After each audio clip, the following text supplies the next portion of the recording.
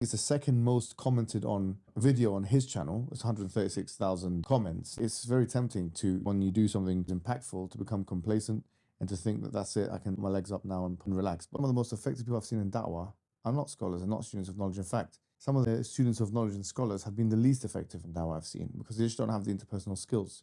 One of the strongest things that we have to our disposal as the Muslim people is our numbers. We are the youngest demographic in terms of religion, according to Pew Research. 2050, 2100, we're going to be the number one religion in the place in the affairs. If every one of us did, I mean, not even all of us, if a big chunk of us just had one direction that we were going in, produced content, knowledge, da'wah, and done all these kind of things, even if it's not every single one of us, even 30% for the sake of argument, or 40%, or 10%, it would create significant demographic shifts. Carl Jung, obviously being one of the psychoanalysts, he said that the West are technological giants and moral midgets. You can say we respect the fact that the Western civilization has done this. We accept that they've done the accomplishment.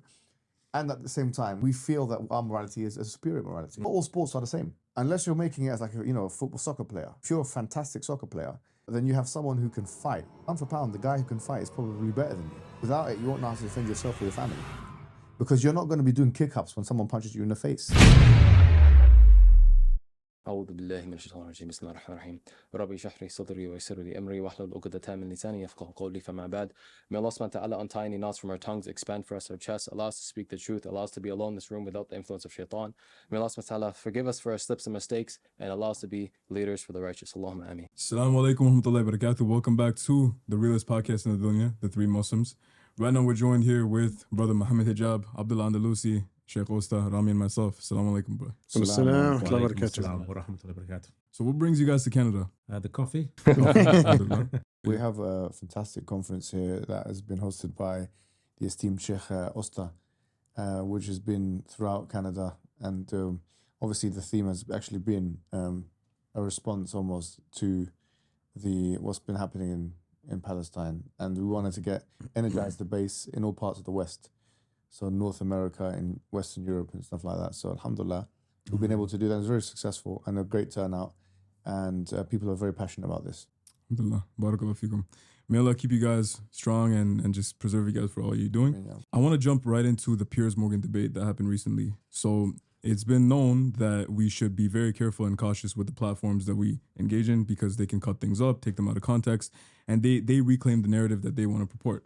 But recently, you did go on Piers Morgan. So how did your old view, I guess, evolve to now? Did you have a talk with him? Did you kind of set the ground rules before that? How did that go?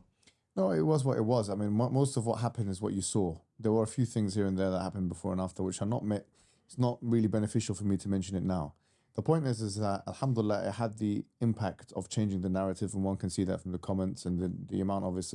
I think it's the second most commented on video on his channel. It's 136,000 comments, not likes or views, and it's as it stands almost the third most watched video on his channel. The Bassam one done even better in terms of views. It's almost on 20 million. He's got a massive popularity, by the way, in the Arab world. He's very well known, like an A-list celebrity in Egypt and the Arab world. So those two are now the most viewed things on Palestine on his channel, and so as such they've fulfilled the objective of putting the Palestinian cause forward, and alhamdulillah Rabbil Alameen, I think it was successful, but we can't always dwell too much on these things. We have to plow forward. We can't become complacent, because it's very tempting to when you do something which is impactful to become complacent and to think that that's it, I can put my legs up now and and relax. But when you see the images that we've been seeing right before this podcast started, and we were looking at it, and very, very, it's really made me to have grief, to be honest with you. You see these images, we cannot, become complacent. So there's things to be done here. 100%. Abdullah, did you watch the interview? Yeah. What did you think when you first watched it? Abdullah was one of the main people I consulted right before the Really? interview. I was driving. Really? Most of the points that I got were from him. That bathroom example was directly from him. He said, look, tell Piers Morgan that what would you do if I threw you in the bathroom? I said, that's a good one. I'm going to take that. Yeah, if someone broke into your house and confined you to the bathroom, would you be aggressive if you tried to break out your bathroom, kick him out? Yeah, yeah. It's like, oh, how dare you break out your bathroom? I left you in the bathroom. I'm so generous. You should be so appreciative of it. Abdullah, by the way, is one of the guys I always consult when I have big events. Allahumma barik. He's because of his experience in the field, you know, I always end up using something he tells me, like 80 to 90% of the time. It's amazing. May Allah bless you guys immensely. So what was it like when you watched it afterwards? Well, look, there's one thing I'm making the arguments, right? But Piers Morgan, who's got this very abrasive and a very insistent style, Mohammed Hijab was a perfect antidote to that. He kind of like, because Piers Morgan tries to bully people.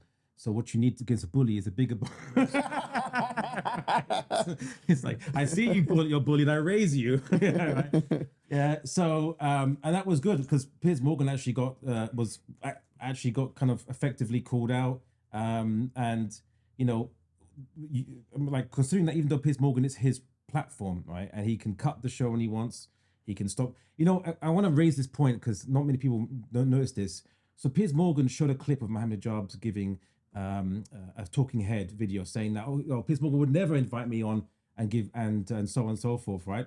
And so he goes, all right, I've invited you on now. What do you have to say? And it's like, and then Mohammed Hijab pointed out, yeah, invite me on, finish the sentence, yeah, to a fair platform, right? And because that remains to be seen. And guess what? Mohammed Hijab was proven right again, right? Because Ben Shapiro was given about 44 minutes and it was mostly uninterrupted. It's like, just tell us, you know, just tell us everything you want to, you know, open your heart to us, Ben Shapiro. We're just going to listen. Whereas for him, he was constantly, you know, challenged. And it was for 22 minutes.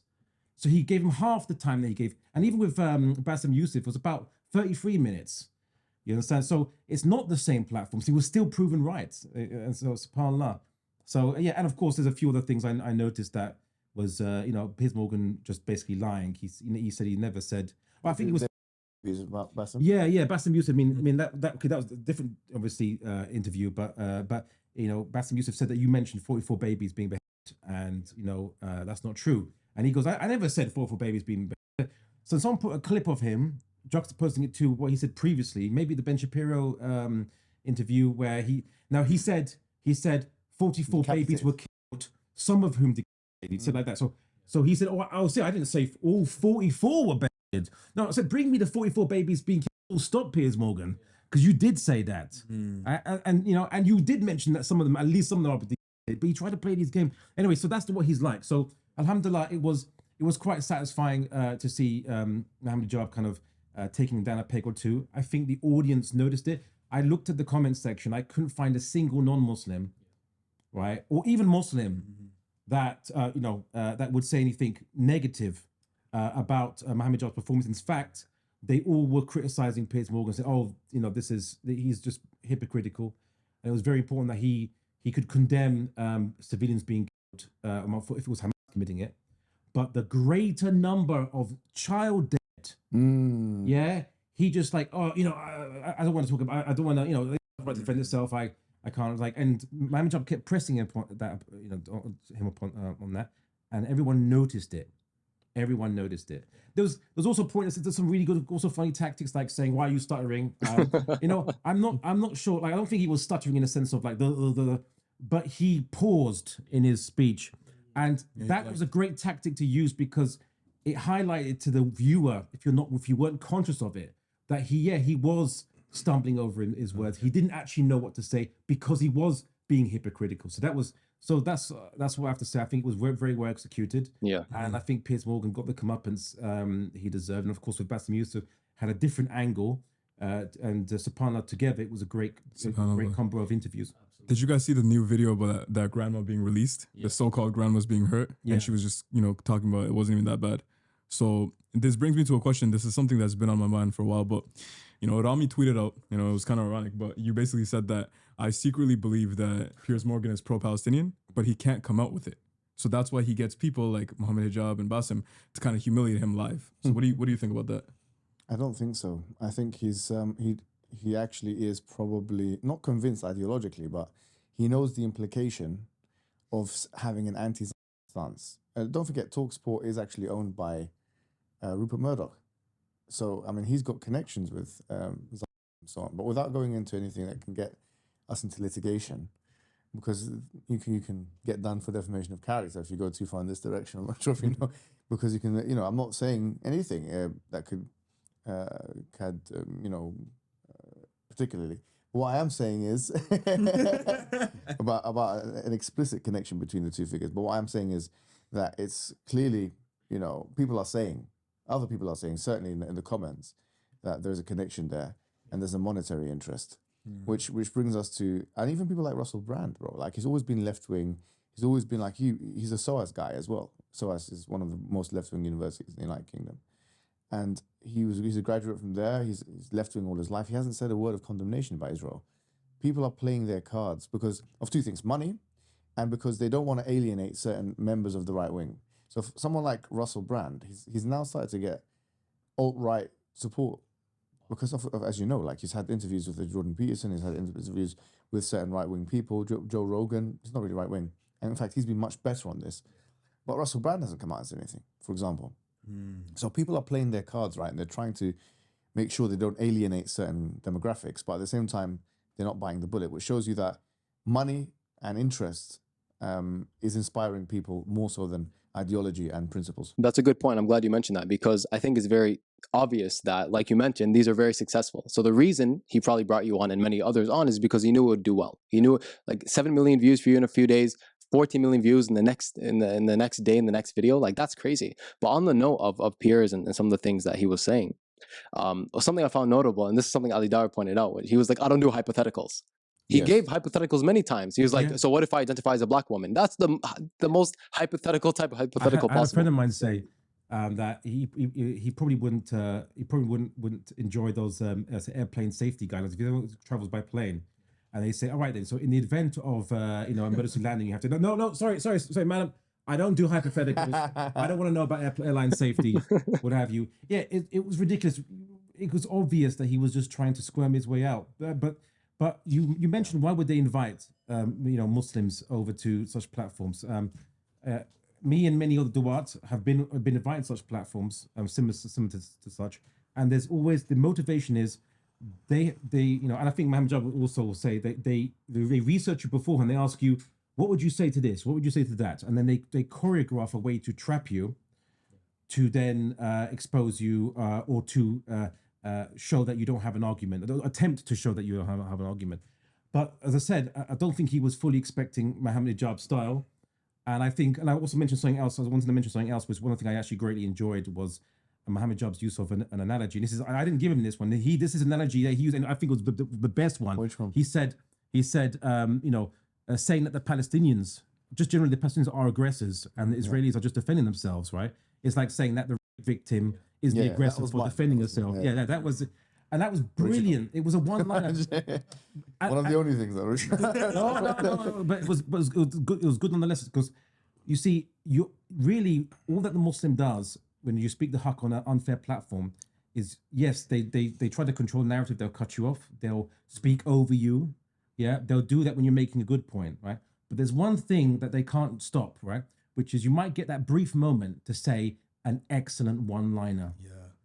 Right? And it might just only be a one-liner. Yeah. But you make it concise and make it punchy, and you just conveys the narrative, and bang. And that was an example of how a massive shot got off in Piers Morgan's studio. Well, now people are making jumpers. One guy, he made a jumper or something like that, like jumpers with that quotation on it. Yeah, really? Did you see? SubhanAllah. May Allah bless the guy who did it. Certainly having its effect. 100%. You know, something that he mentioned, and I keep hearing this talking point, it's a matter of proportionality. What's a proportionate response? To me, I don't think it's a matter of proportion. I think it's a matter of principle. Like, are we willing as human beings to accept killing of innocent men, women, and children to get at some enemy? To me, it's like, if they say yes, it's like, that's what it to an extent. And if they say no, it's like, okay, Israel's doing that, so why are you not? They're condemning them.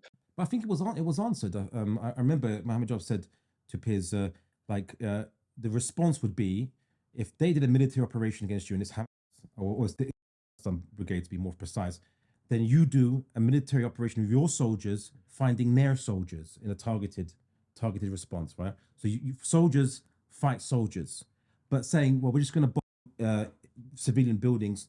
And this time, not even pretending to warn the Palestinians, and they admit it. Hamas even said that we will start executing hostages if you don't at least warn the Palestinian civilians in the buildings. Just give them the 10-minute warning. Yeah, they're meant to. But guess what? Hamas didn't execute any hostages. Regardless, they just made that because of the civilian dead. So it was brought up in the Piers Morgan interview that look, the proportionate response is if a criminal does something bad, you target the criminal with your special forces. I know it's more risky for your soldiers, but soldiers are there to take a bit for the civilians. That's the whole point of it. Yeah, it's like they signed up to the possibility of dying on the field. So why not send them to go do what they signed up to do rather than just bomb innocent people who are trapped in there because of you and people you threw in together. Yeah, it's collective punishment, and at the very least, yeah, and that was exposed. And I said that Piers Morgan just couldn't defend that. He was just stumbling over, his tongue. I said he was stumbling over his tongue. He lost his tongue, lost his marbles, he lost his principles. Right, and we're only joking. He doesn't have any principles. I was talking to Sheikh Osta actually about his own experiences in Lebanon, and it's really incredible how he was painting it out to me, because we have this view that this thing has just started now. This stuff has been going on in the Middle East for a very long time. Do you mind sharing a bit of what you told me about your own experiences in Lebanon? How do you compare that with this? In terms of the civil war, you mean? Basically, subhanAllah, the civil war in Lebanon was for 15 years, really, 75 to 90, and it was similar. Things were everywhere. The whole country was bombed. There was militias on the ground that basically really supported to do lots of jihad and cleansing, really. The most popular or the most known one is the Sabra and Shatil in 1982, if I'm not mistaken, where 2 camps full of women and elderly and civilians were just literally put under a siege by the Israelis. So you see, this was right. This was before the establishment of Hamas. You witnessed this. You are a witness to this kind of behavior. I mean, it was very young, but definitely, yeah, it's recorded, and there's lots of human rights organizations that documented the. They used to take babies and crush their heads in the wall. This is what happened, basically. Yeah, because at the time of Iran, basically invading Lebanon, and so forth. Unbelievable. So it's a continual pattern, isn't it? Oh, definitely. You made a very interesting point. You said if the UN, if these organizations are toothless, then like who really is going to bring about any change? What are we going to do if the UN is a toothless organization? And that's a great point, because let's say Israel does do this and America backs him up. Who's going to stop them, really? Well, I was speaking to Abdullah Andalusi, and he was giving a very good analogy once again that I don't want to steal from him in his presence. I think that would be a new low. Which is I want to bring this to you, which is the analogy you gave of the unruly child. Israel is the unruly child, and you had a very interesting analysis of that. Could you bring that to the table and tell us how you put it? Okay, so yeah, like people have often argued that it is a puppet of America, or they argue that America's puppet of Israel, right? But it doesn't work quite like that. So America uses Israel to project its power, its interests, gather intelligence, control the region. So it's better than just having 10 aircraft carriers, American aircraft carriers in the region. But at the same time, then Israel uses America for obviously getting weapons, funding, and also intelligence benefits, but also having America come to its help if it runs out of weapons or what have you. Like in 1973, they had to rely on a resupply of tanks and things and jets from America. Otherwise, they would have lost much more significantly. Okay, but Israel's an unruly child, right? If it has a father or sugar daddy, you could say, giving it its supplies, it doesn't always do what America wants, right? So America doesn't want it to build settlements in the West Bank because that antagonizes the Palestinians, antagonizes the Muslims in the region, makes it unstable, and threatens the governments in the region which America would like to see maintained. Yeah, as opposed to the alternative where you get uprisings by the people, possibly in Islamic governments, or maybe reuniting into one Islamic government, which is America's nightmare scenario. So America wants to stop this antagonism because it wants a peace deal between the Palestinians and Israel, because it doesn't care about settlements, doesn't care about changing demographics to a majority kind of Jewish population on the whole state of Palestine. They don't care about this project. They just want a military there that does what they want, right? But Zion will have their objective, right? They want the whole state of Palestine for their borders, but they don't want it to be 50-50 Palestinian, Arab, and Jewish. They want it to be at least 80%, Palestinian, Arab, and 20% Jewish, 20% Arab, Israeli, and 8% Jewish. So they are trying to settle the rest of the rest of the lands as much as possible. And they've always said it's very consistently going back to Ben Gurion, who was the first prime minister of Israel. So they have that. So there's this kind of balancing act or tension between Israeli foreign policy and a kind of domestic policy and American foreign policy. And so, yeah, they're on an unruly trial because sometimes, like, they want to bomb Gaza. America doesn't want them to bomb Gaza that so much because it causes bad PR. Their own voters will say, and taxpayers will say to the American government, why are you supporting this? Are we paying for this? What? You know?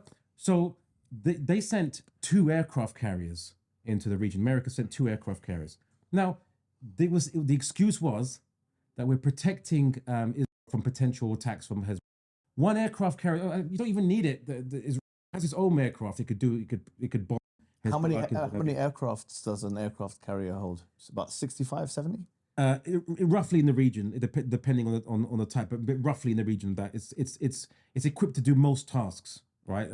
1 aircraft carrier is sufficient. Even if it didn't have an air force, 1 aircraft carrier is sufficient to bomb as many targets as it wants in Lebanon or in Syria and so on. I mean, Iran's on the other side. Iran's not really going to get directly involved, but you know, or bomb Gazans if it wanted to, right? But 2 aircraft carriers is overkill, right? So why is it sending 2 aircraft carriers, right? Now, my hypothesis. I don't do hypotheticals, brother. Yeah. Yeah. Oh no, not the hypothetical. Is basically that they're basically just making a statement to Israel. Calm down on the Gaza bomb, and calm down. Don't commit an actual genocide there because it makes it very difficult for us. So they did a little slap on the wrist to the unruly child. So this is the back and forth kind of between a surrogate father and unruly son. So yeah, that's how I think better to understand what's going on, because I said America wants it to be a good obedient outpost for its own interests, but the Zionists want to fulfill their demographic goals and their political goals to make. So on a PR level or PO level, like if we push America. So, I mean, obviously not push America, but the public opinion, if it changes, then you can see how everything can be connected to policy making. Because you were saying if their own populations are saying, for example, why is our taxes being spent on this? Which brings us to what we can be doing as Muslims, which is getting engaged in the information war. Like, for example, a video like this. I mean, I'm sure they're going to be subscribing to this channel now as a means of and spreading the video and commenting and liking and these kind of things. Because Inshallah. This is the kind of, no, seriously, on a serious level, it edifies the people and it allows us to put our narrative forward. Next week we have Dr. Omar Sulaiman on the podcast too, and we want to talk deeper about this issue too. Yeah. And you see his Instagram, he's using the platform unapologetically. He's doing well with this. He's really doing well with it, and he's not really cowering down like a lot of people are afraid of these things. I think that, and Sheikh, as Muslims, we have a responsibility of verifying everything, right? It's as Muslims, we have to practice what we preach. But I think this time, the mainstream media has actually gone too far. I think as Brother Tom Fachin was saying in a podcast that they overplayed their hand this time. And now people are actually waking up, non-Muslims too, kuffar, and they're seeing it for what it is. What do you think about that? Well, I was trying to quickly illustrate that the apartheid South Africa, the Western governments had very positive relations with them. Thatcher, Prime Minister Margaret Thatcher and the UK, America, they all actually supported the government until there was a massive sea change in the people around the world, their view. The pressure that was put, it actually made them change their stance on it. Because the most important, the most powerful political force there is public opinion, always has been. Right, so anyway, sorry, that was just a little... You were asking the Sheikh a question. I wanted to get his take as well on this, actually. What do you think? Yeah, I was thinking, basically, while Abdullah was speaking. Look, the issue is, I come from an IT background, okay? So YouTube, Facebook, all these platforms, it takes literally few clicks and all of us together can be shut down. But we need to understand that. Like, it's very important that if we're going to rely on one piece of the puzzle, and it's a very important one piece of the puzzle, media is very important. But we need to have plan A, plan B, plan C, plan D for just the media. But more importantly, understand that it's a one piece of many things. Like, you can't rally people and change a nation just basically through media. It has to basically media coupled with grassroots. Just at least those 2 pieces together. So kind of like you can't walk on one leg, can you? So you need basically both legs together. And to be honest, basically add the third recipe, the third piece of the recipe, which is basically having some of the power brokers in the Muslim world who should become on your side. So there's many things to cause change, and media is definitely one of them. It's one of the best tools for awareness. If I take you back to basically the American Civil War, the Americans, the George Washingtons and the Thomas Jeffersons, they didn't just basically fall from heavens or just pop up out of nowhere. They spent 15 years, in ideological, intellectual, media-based spreading of information and ideology and propaganda within the 13 colonies until they've been able to rally the people. But in addition to the media, which used to be newspapers and op-eds and leaflets, they organized people. They used to be called the Brothers of Liberty and the Sisters of Liberty. See what I'm saying? In literally in halaqat, for studies, for people who were ready to sacrifice. You can't basically have 13 colonies of just civilians who are just distracted with entertainment. You're going to kick out the British, the biggest empire in the world. There were lots of basically work that was done by the Jeffersons and the Washingtons and the Adams of the revolution to be able to push back. And when the time came, basically, and Britain set that famous tax law, it was the people were ready, under the guide and the leadership of the Jeffersons and the Washingtons, to mobilize and move and to basically push back. So it's very important to study revolutions in general when we want to do PR and PO for a goal, right? We're not just here to sell basically coffee, right? So we want to mobilize the ummah. We want to basically create change. And change has many components. Definitely one of them, and one of the most important, is media. There has to be a consistent message that can unify the ummah and give them political awareness. When we don't have political awareness, we can just basically create emotions, and that's dangerous. Because with emotions, you're going to see response. And you're going to think that this response is mobilization. It's not. It's just a knee-jerk reaction. So that's very important. It's a great point. I want to ask about one portion of the recipe, which is, working as a collective, working as a group. You'll see, and this is small in the big scale of things, but I think it's pretty significant nowadays for a lot of average people. They'll see like McDonald's and Starbucks, their stock has plummeted because everyone's boycotting them. So for us, it's like, in the grand scheme of things, not a big deal. But when people work as a collective, it's like, okay, I'm not giving my $7 to Starbucks a week, but then, thousands of people do that, and then it actually has a big effect. So how do we mobilize as a collective? How can we work together to accomplish a goal like stopping this apartheid? If I may comment, basically, that marketing, especially nowadays, basically works on psychology to create a reaction, right? Like consumer psychology, the copy of the text, the imagery, the video, the message, how you're projecting it into the user, is within an IT world is basically generating a click, right? That's what we do for life, for business. Me and Rami work together. So, but it's not a click that we're trying to do basically here. What you're trying to do is mobilize people in a structured way to create organized work. It needs lots of steps after the initial message. So maybe both Muhammad and Abdullah can comment on that. Like, what does it take to basically, after the click, we create videos, we create media, we hype people up that, look, we need to do something. Okay, people are going to say, look, I get it. What's next? I shared your clip. Is this my role? And is this what we're asking them to do? Because is that enough? We already said it's not enough. But what is the next step? I think just looking at the micro scale in the community, everyone has the resources and the tools and the equipment to become a creator. I think far too many people are caught up with consuming than creating. Not everyone can be a creator, but I feel like anyone can. It's a good point, man. There's a lot of people nowadays that can, it doesn't have to be your face on the camera as well. You can make your own website. You can have your own groups. You can speak to your colleagues. All of that stuff is being a knowledge producer in a sense, and an edifier, an educator. And it's absolutely right, yeah. See, when we go on your YouTube, your bio, I remember reading this a while ago. I don't know if you changed it, but it says something like arguing the case for Islam or educating the case for something simple like that. Yeah.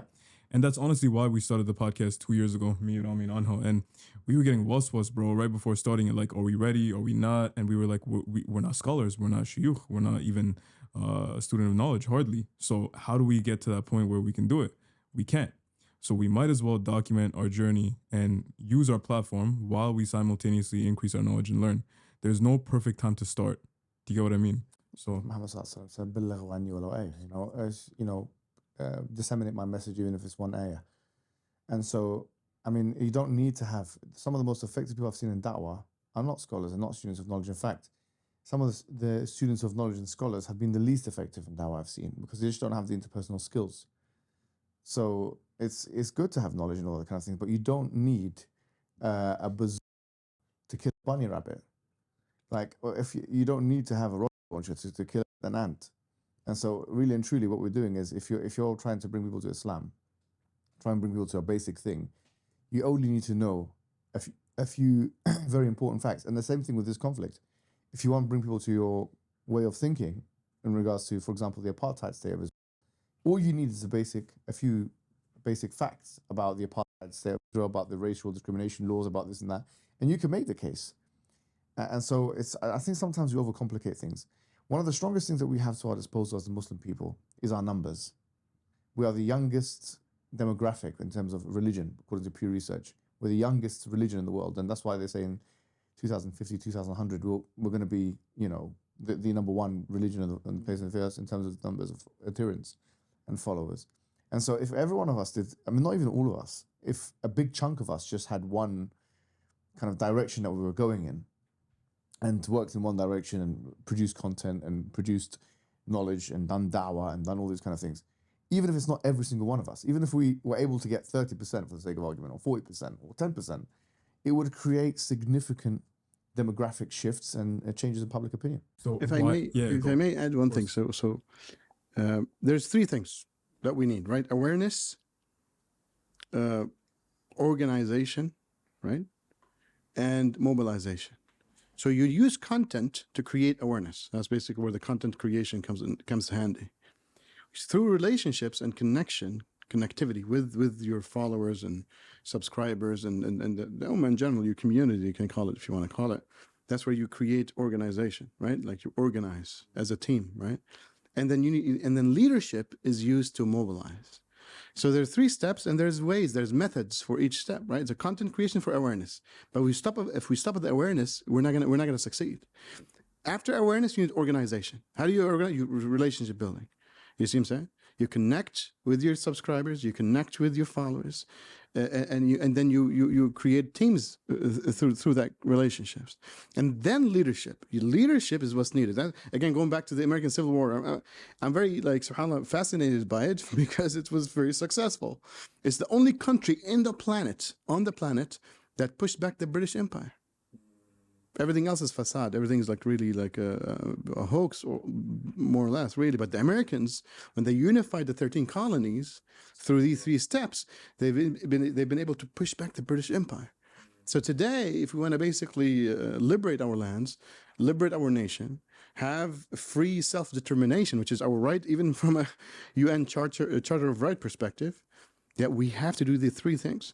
And definitely, basically, I3 is not the best at the first one from a perspective of media. Mohammed was trying to give us lots of pointers, and Abdullah, one of our researchers here, trying to help out with that. Inshallah, we're trying to solidify that. But we have a little bit more experience, basically, within the mobilization piece. The organization piece. Oh, that was well said. This reminds me of when I was first, becoming practicing, getting on deen, so to speak. And that was around the time that I met Rami. And believe it or not, one of the first videos that he showed me was this debate that you had with, I think it was David Wood. It was the in-person Oxford debate. It wasn't Oxford, that was New York. That was New York. New York, yeah. Okay. He then showed me this other video about Hamza Zortis with Lawrence Krauss. Yeah. And when I watched those videos for the first time in my life, I had this preconceived notion that you were either scientific and intelligent or you were religious, you were Islamic, right? And when I saw speakers like yourselves, I realized that you can be both. And then I see all these du'at today talking about how we have the truth. Why are we on the back pedal? Why are we on the defensive? So why do you think Muslims today have become very weak and almost apologetic, shy about their Islamic identity?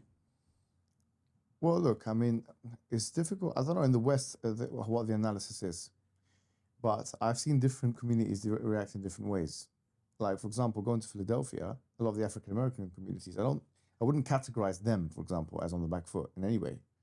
Like, I think that temperamentally, because they had the civil rights kind of background, and they understand that you have a dominant ethic or you have a dominant ideology, and then it's okay, it's culturally acceptable to go against that and the fact that the dominant population or the dominant ethnic or those who are elites, they don't want the best for you, and therefore, put the up to them, kind of thing.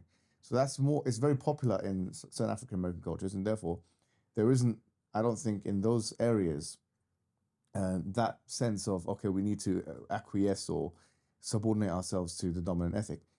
In more subcontinental cultures and Arab cultures, I have seen that a little bit more sometimes, and it's not with all Arab cultures, not all subcontinental cultures, but in some parts of the population, I think a lot of the reason why that's the case is because of colonialism. It's kind of like the post-colonial trauma. Well, don't forget, the British and the French and these kinds of countries, they went into our countries and they subdued our grandparents effectively. So we've got to ask ourselves, to what extent is part of that the attitude of subjugation? Have we inherited it? It's the internalized colonial mindset. Yeah, it's not with all of us. Certainly, there's some people that, within India, for example, there are some tribes I've met that are very, very disagreeable to any kind of colonial. But some people I've met in India that are complete opposite to that, to be honest with you, especially the BJP supporters who are not Muslim. I've seen that they have an overcompensatory, a lot of them, attitude towards Western behavior. In Algeria, for example, if you go, I feel like it's very disagreeable.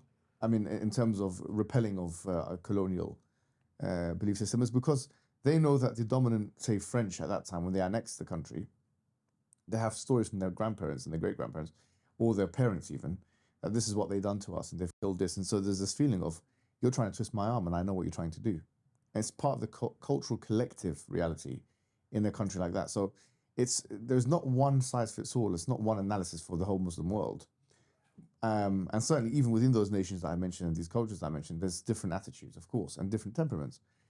But a lot of it is, if there's one thing that's going to be one of the main reasons for this, I think it's the colonial experience. And when you subjugate a people, it's difficult for those people not only to come out of that subjugation, but then to think that what they have to offer is better than the colonial master. It's very difficult to come out, number one, to unfree yourself from the chain, the mental colonization. And that's one thing that's difficult. And then after that, to think that what I have is better than what the colonizer has, especially considering that nowadays the ideological elites, their technological masters, effectively, a lot of the inventions that have happened in the Western world in the last 100 years. Obviously, this is after the invention of electricity, or how electricity was after this, and after the Industrial Revolution, after the coal was found in Britain and so on, and lots of other factors, the age of discovery, lots of other factors, historical factors, which led to this.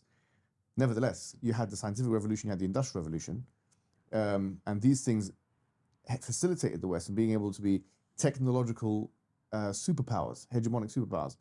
And so now they're technological masters, they're scientific masters. They've got militaries stronger than our militaries by number of warplanes and military equipment and nuclear weapons and so on. But Carl Jung said it right.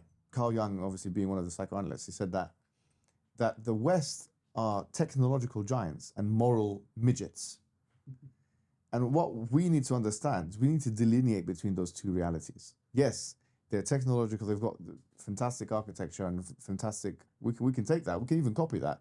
There's no shame in taking from the scientific and technological advancements of the Western world or other than the Western world, just like they were shameless in doing doing in the Renaissance period, for example, for the Muslim people. There's no shame in that. The problem is being able to delineate what we can take from the West and what we can accept from them, what we respect them for, even. You can say we respect the fact that the Western civilization has done this. We accept that they've done this accomplishment. And at the same time, maintaining our moral sense of, to be honest with you, objectivity. We feel that our morality is a superior morality. Right. So you to realize that the West is a technological giant but a moral midget is the first diagnostic. And then once you've realized that, then you can effectively take the good and leave the bad. But then that has a meaning now. The ideological stuff is the bad, especially those ideological stuff that's in direct conflict with the Islamic belief system, things like second wave feminism, which is a slippery slope. As you guys know, you do great work, I have to say. I mean, I've seen some of your videos. I have praised everyone except for you. I mean, mashallah, some of the stuff that you do is really good and you're relatable and you're connecting with the audiences in 1835 in a way that you were talking about students of knowledge. Only some of them can wish to do so. But one of the things that you guys have been instrumental in being able to push within Islamic spaces and even outside of them is actually the incoherence of feminism. And that actually strengthens, is in effect doing what we're talking about here. It strengthens the Muslim identity, makes people proud to be Muslim. So feminism, liberalism, and these kinds of isms, once you're able to disengage from those and deconstruct those and diminish those in your own mind and decolonize yourself from those, then you can proceed to, reestablishing yourself as a non-colonized individual. Jazakallah khair. First and foremost, may Allah bless you immensely and make us as you see us. Allahumma ameen. Something that all the points you mentioned remind me of is this idea that the medium is the message. When you look at this is popular in culture and media. When you look at the government, the reason their messaging and their beliefs are well perceived is because of who they are, what they have accomplished. And I think that also is true for what you mentioned with us. Because we're younger people, we can connect to a younger audience. I think because you're a big and very confident, well-spoken intellectual, you can appeal to. Not that was too many praiseworthy words. No. That's okay. That's enough for you. And it's true. I'm gonna make that my ringtone. Make that your tahajjud alarm, bro. Get you up. Sure, tell me the timestamp, and I'll just pretend to be watching this video. I'm gonna bring my kids into the room. My wife. I'm gonna say, everyone sit down. Let's just see what these guys have to say. Oh, look. Oh, my God. They're saying some really interesting stuff. May Allah bless you. Thank you, yeah.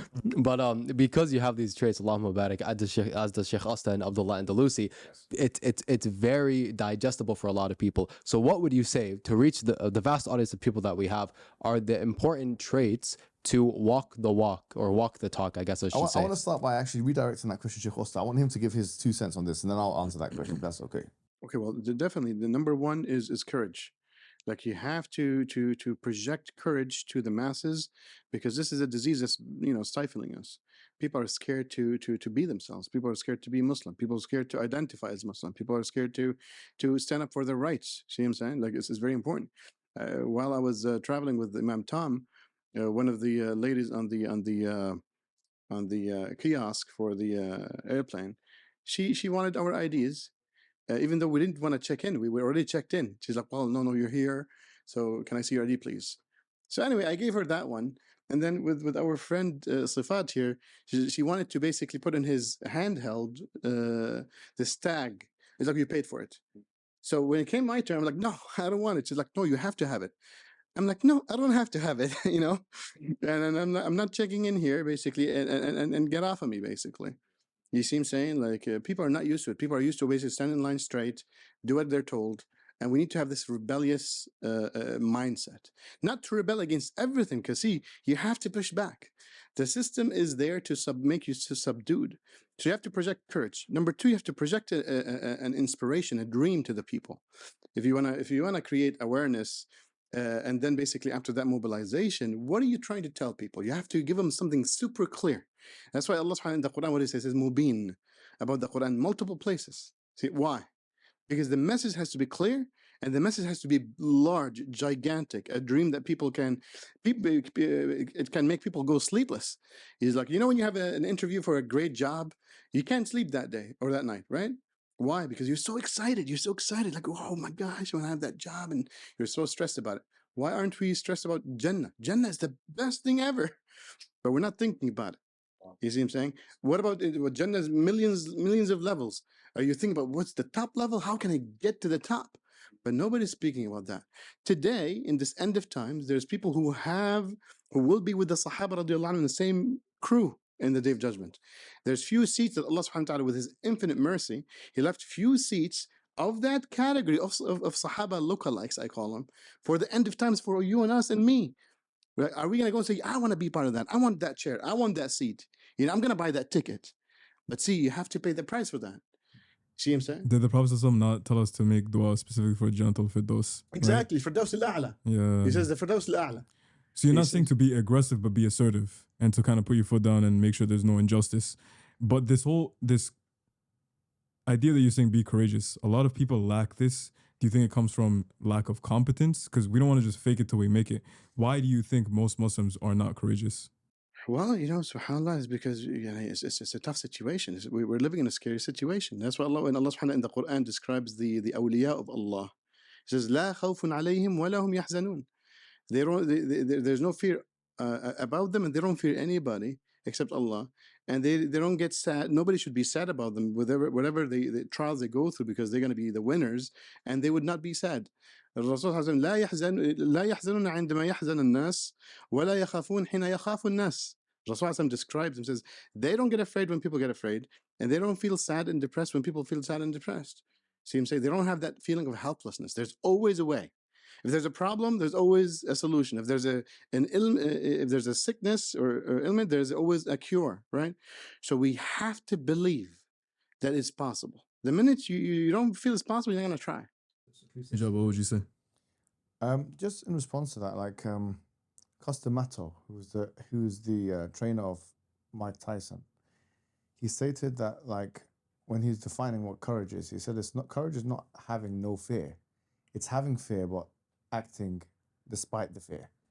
And he says that, the difference between the hero and the coward is the action.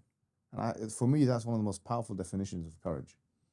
And the reason why, I think what you said, I think you hinted to a good part of why people don't have courage in certain areas, is to do with competence. I think that is the case. I mean, competence and courage are two sides of the same coin. If you consider the things that you're courageous in doing, like, for example, many people will be finding it very difficult to be on a stream like you are in front of hundreds of thousands, maybe even more, millions now combined. Like your channel has millions of views. So many people, if they knew that they were going to be speaking in front of hundreds of thousands of people, they find it hard. Now, if you ask yourself, what's made you, like you're sitting, mashallah, very composed, asking very articulate questions, knowing when to interject, knowing when I'm praising the guy. It's like, Are you microanalyzing us? both of you. I'm saying, like, you guys do a good job, right? So, and you do a good job, and because you're competent about something, you don't fear too much the consequences. So you can know that if you set it up, you make your dua before you started, as you did, and then you can ask the question. So competence and courage are two sides of the same coin. If you take me now to mountain climbing and put a harness on me and say, climb this mountain, and get me a 7 or 8 year old who's done mountain climbing or wall climbing, that 7 or 8 year old is going to be way more courageous than I am in climbing that wall, because he's done it way more times than I have. So this was referred to in psychology as exposure therapy. Exposing yourself to the area where you're afraid and actually trying to build internal resilience. That is how to do it. And so the people in Gaza now, for me, they're the most brave people on the face of the earth, or at least some of the most brave people on the earth. Why? Because they're confronted with some of the most extreme situations, and they have to develop the internal mechanism. So I look to them, people like that, for inspiration. So long story short, the point is, if you want to become more courageous, you have to take the plunge. You have to expose yourself to the thing that makes you scared, and you have to continuously do that until you get to a point where you feel competent enough, calm enough, if you like, confident enough to complete that task. And courage is subject specific. For example, many people who you'd consider to be very, very brave people, they may be afraid of certain animals, a rat or a cockroach or certain thing, because they haven't had the exposure to these animals, or for another psychological reason. It doesn't mean they're cowards. So what makes somebody a coward? Like, for example, I watch these people sometimes that jump from building to building. I actually follow some of them on Instagram. And this guy, he jumped on this kind of like, the lamppost. He jumped literally from the top of a building. Like parkour.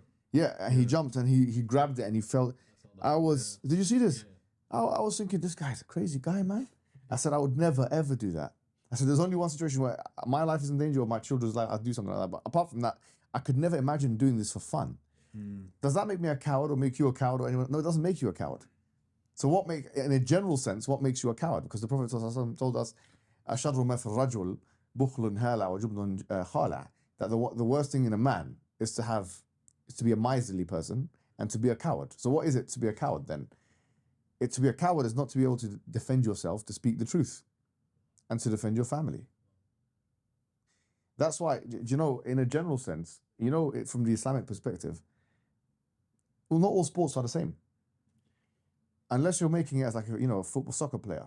If you're a fantastic soccer player, but then you have someone who can fight, pound for pound, the guy who can fight is probably better than you, because you're not going to be doing kick-ups when someone punches you in the face.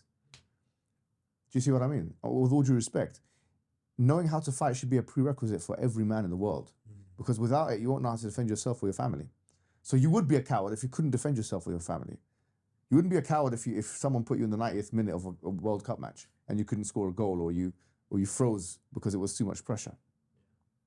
The point is, from the Islamic perspective, you got the word cowardly or jaban is connected, or if you like, it's connected to the lack of fulfillment of certain objectives that the Sharia came to. So, for example, Allah in the Quran, it says in the Quran, وَإِذَا أُنزِلَ إِلَيْهِمْ آيَةٌ مُحْكَمَةٌ وَذُكِرَ فِيهَا الْقِتَالِ رَأَيْتُ الَّذِينَ فِي قُلُوبِهِمْ مَرَضٌ يَنظُرُونَ إِلَيْكَ نَظَرَ المغشي إِلَيْهِ مِنَ الْمَوْتِ فَأَوْلَى لَهُم. It says that when an ayah comes down and it's got a decisive command to go and fight, you'll see the ones who have look what Allah says, the ones who have a disease in their hearts. So this kind of fear is referred to as a disease. It's not even referred to as cowardly. Allah doesn't even say coward, the ones who've got cowardly. He says a disease in their heart. يَنْظُرُونَ إِلَيْكَ نَظَرَ الْمَغْشِيِ إِلَيْهِ مِنَ الْمَوْتِ. They're looking at you as if they're going to die. And then it says, فَأَوْلَى لَهُم. It's better for them. Awla means it's prioritized for them to go and fight. And then it says, طَاعَةٌ وَقَوْلٌ مَعْرُوفٌ. That you have to obey Allah. So it clearly, when it comes to defending yourself, if you don't do it, you're a coward according to Sharia. If you can't defend your wife, if you're letting her get humiliated, you're a coward according to Sharia. If you can't, these are the things that will make you a coward according to Sharia. If I can't climb a wall, like there's one guy who used to climb a thing without the harness, and he fell. I don't know the guy's name. He went on the mountain, climbed it all up, and he fell near from the top. His whole body got mashed up. He was in the hospital for 3-4 years. Guess what he done? He went back to the same mountain and climbed it again. Now, and he had to do reconstructions and all that. Tell me now, if he says to me, look, I'm more of a man than you because I can climb that mountain, I say, no, you're not. That's not for me. Yes, I accept you're more brave in this context, but it doesn't make you more of a man than me. So everything you just laid out right now, bro, all the traits that Allah and Islam will, I guess, hold to high regard, the West will use shaming tactics and call that toxic masculinity or misogyny. Yeah, of course. So do you think that one of the tactics that the West has used is to almost redefine masculinity to keep men weak? weak? The West as well. It's like, this left wing. It's a segment from the West. A lot of the West are pushing back from this nonsense. Like the Tradcons. Yeah, a lot of them. I mean, in a sense, we're part of the West and we're pushing back. Do you know what I mean? Right. But certainly the Red Pill movement is a massive. I mean, look at Andrew Tate. He's getting massive popularity now in the West. He's a Western figure. And look at the English boys in England. They're all following him and saying yes. And you guys know that. You've communicated with his best friends and you know him very well and all that kind of stuff. So there's a swathe of people that just reject that. And even forget about that. I mean, even in this more in the center, people are rejecting it more and more. The point is, they can call it what they want to call it. At the end of the day, we shouldn't be afraid of any label, whether it's toxic masculinity, if you want to assert our dominance or our position in families, or whatever it is. If we're going to live our lives afraid what people will label us, then we're going to be paralyzed by the labels and the stigma. We just have to get on with it, really. I have a further point about, I think cowardice is related to one's idea of what is necessary. Right? So if many people think, well, I don't want to put my neck out and spoil my purpose in life, which is to accrue a comfortable job, get money for holidays, so I can get married, and all this kind of stuff will be endangered if I merely just speak out on one moment on one issue, which as an individual, I don't think I can make much change. Well, they see it like that, of course. So they say it's not necessary. They might even say it's unwise. Maybe someone's parents have said to someone else, "This is unwise." I know you feel very strongly about people in Gaza. Yeah, you smile like with recognition. But once someone's parents, because the parents They're trying to attack his parents. No. But I'm saying there's too many people in my family that I know. Yeah. They're like, bro, why are you speaking out about this? They're going to target you. Yeah. Because their argument is that it's not bravery, it's recklessness, foolhardiness. Yeah. And that actually hamstrings a lot of Muslims and their desire to make a change of thinking. I won't make much of a change. Yes. By sticking my neck out as one individual, I'll get identified, blacklisted for something. Maybe my career's over, maybe my job's over, what have you. And those that multiplied by the thousands, millions leads to a collective silence. Okay. Absolutely. So one thing I noticed about people that live in or part of gangs or in rundown areas, Yes. right, is you might say they're very materialistic. They want to just get like nice car and money and wealth and so on and so forth. But let's say if someone says, okay, I'm going to humiliate you. If you let me humiliate you, I'll let you live and you can continue living. Or if not, I'll kill you. Right. So most gang members, whatever, would say, I prefer to die. Right. Or they say you put a gun in their face and they act unscared. They're very scared. Yeah. But they act unscared. And you know why? It's because they realize that your reputation being destroyed and you're known as let's say a weakling, there's more colorful words they'd use, right? Is not life. Yeah, because no one will respect you. Everyone will treat you like you are a weakling. I'm just using the word weakling, maybe pusillanimous as someone has been popularized as an old English word.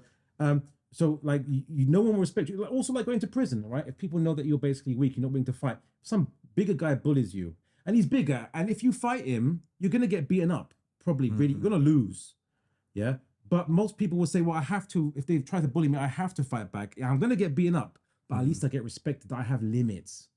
Yeah. Even though, but someone could say, oh, but if I fight back, I'll get beaten up, and I'll get bruises, and I might have like cuts and broken bones, and I don't want that. So best to accept the humiliation. But in the long run, ends up being worse. So it's because many Muslims think it's not necessary. Because Shakespeare, they're not brave. what did he say that the coward dies a million deaths? Yeah. Because every time you get humiliated like that, it's unbelievable. It's like you're dying as you die over and over again. If I may basically explain why Allah subhanahu wa ta'ala in the Quran says it's the disease of the heart. Because Rasul sallallahu alayhi wa sallam, what he says, he says, لا يمنعن أحد أن قول الحق لأنه لا يؤخر أجلا ولا يمنعن رزقه. Meaning basically, none of you should basically stop saying the truth, because saying the truth will not make your death closer a single second, nor will basically take away any of your rizq. أو كما قال. And when you don't believe, this is belief in the ghaib. This is belief in the unseen. So if you don't believe in that, it's in the heart.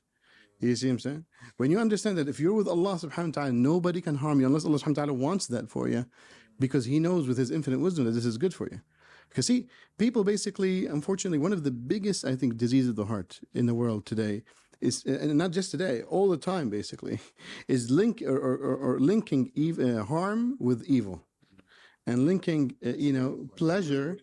So basically, every single harm that you go through, you just consider it evil. It's because it's pain, right? It's a pain. It's a signal, right? So there's I call them PMP, pleasure and pain, right?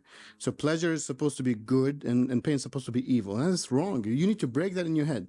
If you don't break that in your head, your aqidah is actually shaky, and that's what it means. Basically, to have disease in the heart. Heart means basically your belief system, and which impacts your emotions, and the emotions impact your behavior. But let's discuss that maybe in different. Like when you go to the gym, the pain that you feel is good for you. You see what I'm saying? But when you go zina, to school, the pleasure of zina, it's bad for you. Exactly, exactly, 100%. The bullying thing you were talking about, it reminds me when I went to Brother Hijab's channel over here, and I clicked on most viewed videos just out of curiosity, and I see this iPod Touch quality video. And it said, when bullies get bullied. Oh, yes, yes. So how do you think about that today? Would you be in that same situation? Yeah, absolutely. No doubt. I mean, I try to restrain myself. There's the virtue ethics kind of thing that you alluded to before. And I do kind of like it, to be honest. This Hellenistic thing, which is written by Aristotle, called the Nicomachean Ethics, a book. And he does this kind of like two points of the extreme, and then you have the golden mean. So you've got, for example, by the way, Aristotle considered bravery to be the most important virtue, because through it everything else can get done. Okay, and he was like, okay, you've got two things. You've got foolhardiness, or you can say rashness on the one hand. Then you've got cowardice on the other. In the middle, you have the golden mean, which is bravery. Now, it's very difficult to get the middle of each one of those things. But with bravery, I would rather be rash than cowardly. If this makes sense, like. Sometimes, when you make a decision, for example, if I'm with my wife in the street or with my child in the street, my daughter, and someone approaches and I sense that there's antagonism, I sense that he may assault, attack. Now, let's say, for example, I think it's 20% that there's a chance that this person's going to attack my child, something's going to happen. In that situation, I'd rather be rash than cowardly. So I'd rather overreact here than underreact. So the point is with an issue like the Palestine issue, or a big issue where the stakes are extremely high, using the term wisdom to try and temper someone's natural reaction is pushing them to a deficiency which is actually, on balance and as an aggregate, worse than the surplus here. Because if you have a surplus and you're rash, now rashness is not a good thing, I'll be very clear. And the Prophet ﷺ, he actually warned against it. Al-ajal, he says, min ash-shaytan. It's actually hastiness and rashness is from the devil. There's all kinds of things. And خُلِقَ الْإِنسَانُ مِنْ عَجَلٍ. Actually, the human being is created in this manner, from rashness or hastiness or whatever, yeah? However, so it's not a good thing in the Sharia, but it's better than cowardice. So on certain issues, I would rather overreact than underreact. And as a man especially, and I say as a man especially because the Prophet said, شَرُّ مَا فِي الرَّجُلِ. In the man, the worst thing in the man is to be a coward. It's better for him to be so-called unwise, according to these people, than to be rash. Honestly, look at the UFC fighters. How many of them are 6'7"? No one is in the UFC is my height. You're 6'7". Yeah, no one is. But look at how many champions have you had that are this height? If height was a barometer for success, how many world champions have you had at this height? I would be one of the tallest. Do you know what I mean? People in the UFC. It's not about height. It's not about. In fact, you can argue, and this is I can make the case. The Prophet ﷺ was not. If height was such a great thing, then why the Prophet ﷺ was not the tallest man? He was marbu'. He was actually wide and mesomorphic in frame. He wasn't that tall. That's number one. Now, and number two, if you look at most combat sports, you'll find that the majority of champions are actually anything between 5'10" to 6'2". So you don't think when you're out with the wife and the kids, the only exception to that is kickboxing. Not even Muay Thai, but kickboxing. There's a height disparity. There are lots of tall people because there's reach, but freestyle wrestling is not the case. Greco-Roman wrestling is not the case. MMA is not the case. Boxing is not the case. 5'10" is even a little bit. I think it's lower than that. Yeah, I mean, I'm talking about heavyweight now. The heavyweight champions, yeah, you're right. they're not like 6'5", 6'6". A lot of them are Mike Tyson is 5'10". 5'10", for example. Yeah. So what I'm saying is that it's never to do with that. Even if you're smaller in size, you're not a heavyweight. There are many sports that can allow you. I mean, John Danaher, he put it as one of the most prolific Brazilian Jiu-Jitsu specialists in the world, probably the most actually right now as a coach. Of course, I don't want to step on Roger Gracie's toes. He's top guy as well. I mean, in terms of the gi, but in terms of no gi, John Danaher is seen as the best. Of course, Faraz Zahabi, you've met him. I'm not sure you've spoken to him. He's his student, by the way. So yeah, Faraz Zahabi is John Danaher's student. So John Danaher teaches GSP as well and so on. And he said the following thing, and it's one of his podcasts with Lex Friedman, and it makes perfect sense. And if you know this, you'll know this. And it applies to us in the Ummah and the Palestine situation as well. So this is going to be an interesting connection. He said his thing is, he believes in leg locks. Well, he teaches his students how to get the knee and break the knee effectively. I mean, leg locks break your knee. That's what they do. They fracture your knee. He said, look, John Danaher is saying the following. He's saying you don't need to incapacitate the entire body. If you got a big man, all you need to do is get rid of his knee and his whole body becomes incapacitated. That's an amazing point. You know, and so what I'm saying to you is, as a smaller man, there are in Brazilian Jiu-Jitsu and in MMA in general, you have a lot of smaller set men that can actually beat bigger men pound for pound, even if it's called absolute category. You get the big man, he's 120 kilos, and you get a 75 kilogram man. The 75 kilogram man will be the favorite and he will win. Marcio Garcia, for example, being a prime example of that. He was, some people say he's pound for pound number one. Gordon Ryan, for example, he's big, he is big, but he's not huge. 6'1", so he's destroying everyone, any size. Get at 7 foot man, it doesn't matter. He'll take his knee. But I'll just say that it's funny that was going on to height. I mean, who are our enemies? I mean, like Ben Shapiro. Look how short he is. Yeah, short in morals as well as stature. And is this the person that we're afraid of? That you have to be a certain height and so on. Yes, although I have noticed that. Okay, you're 6'7", but like myself, Ali Dawa, tall as well. Tom, I'm 6'2", basically. Almost 6'3", right? We're all actually quite high. That's actually just a coincidence. I mean, the shortest person you gave. but despite our height, physical height is not a prerequisite. Yeah. That's a very good point. Because, I mean, obviously, this is kind of a rash example because but if you look at Floyd Mayweather versus Logan Paul, Logan is giant compared to the guy. Probably double his weight. He's huge, right?